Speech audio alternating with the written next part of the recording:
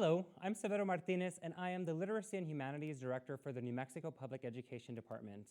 Welcome to Storytime with Severo. Today we are definitely going on an adventure. So I'm sure you all know that there are some stories that might be a fake story. We have fiction and we have nonfiction stories. So today I want you to think about those two words, and maybe you've heard them in your classrooms. And at the end of this story, I want you to think, was this a fiction or a nonfiction story? Today's story is titled, The Gum-Chewing Rattler. Just hearing that title already sounds crazy to me. Do you think a rattler, a rattlesnake, can actually chew gum? Think about that today as we start reading this story. The book is The Gum-Chewing Rattler. It is by Joe Hayes, and it is illustrated by Antonio Castro L.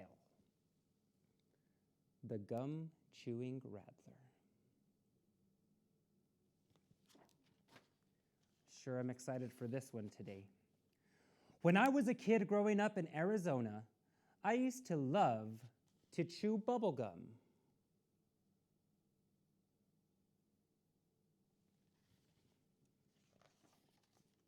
I always had a big, juicy wad of bubble gum in my mouth.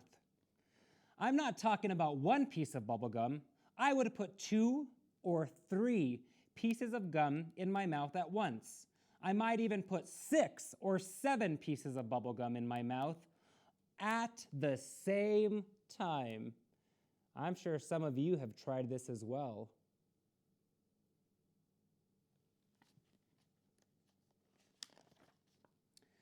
I would be chomping away on bubble gum all the time.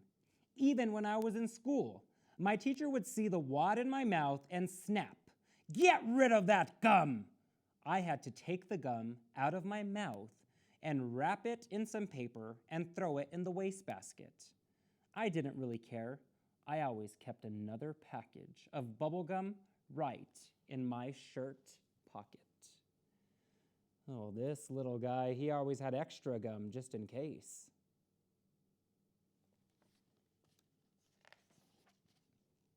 My mom was the one who would really get mad at me, though, because I would forget to take the gum out of my shirt pocket.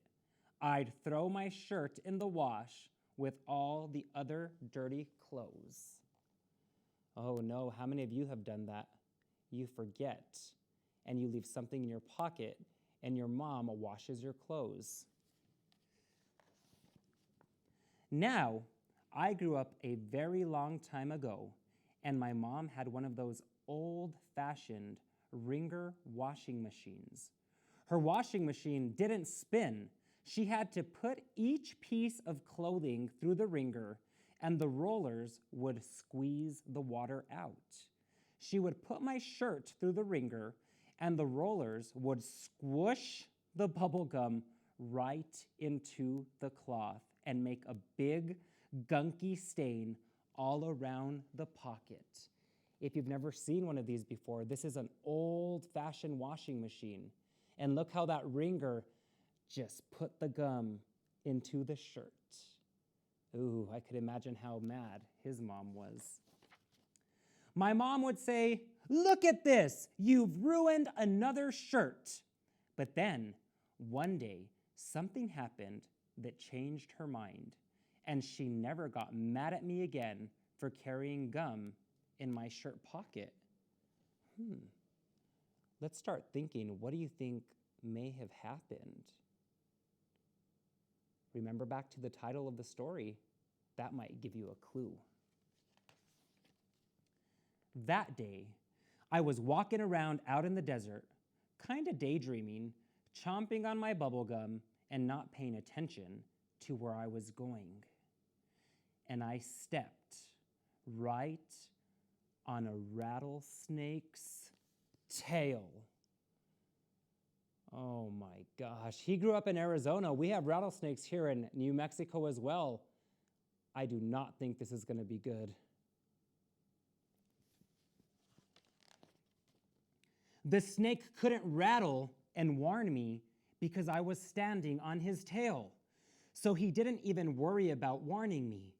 he just came striking up through the air, aiming his fangs right at my heart. That rattlesnake hit me, bam, right on my shirt pocket.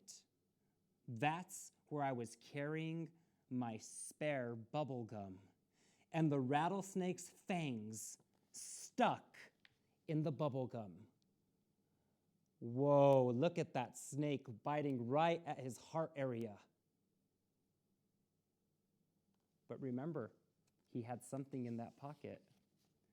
There I stood with my foot on the rattlesnake's tail and with his fangs stuck in my shirt pocket.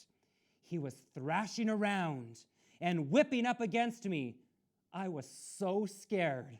I couldn't even move. I just froze there, staring into his beady little eyes. Look at that rattlesnake's face. Oh, I'll tell you what, if I was him, I would be very scared right now.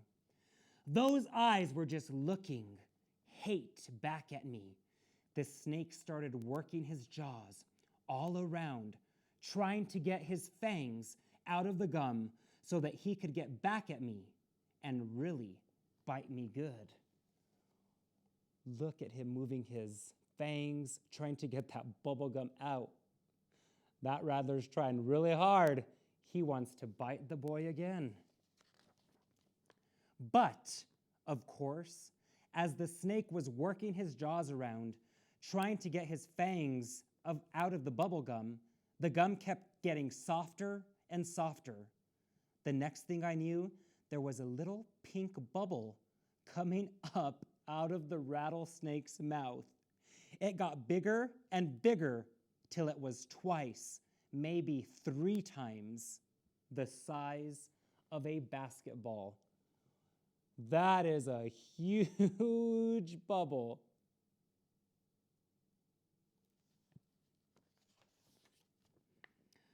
I got up all my courage.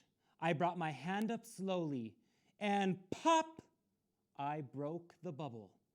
The snake went flying back, and his head hit on a rock, and it knocked him out.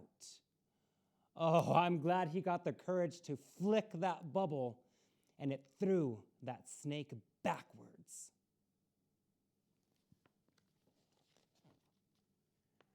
But that did take all my courage.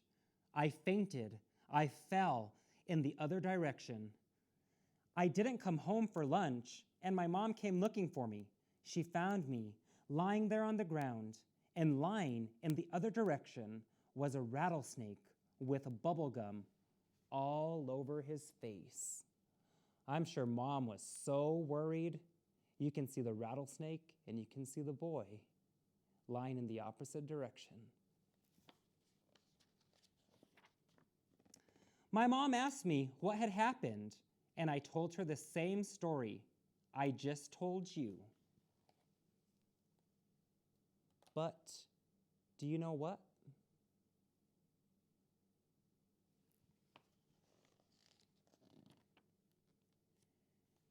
She didn't believe me. Did you?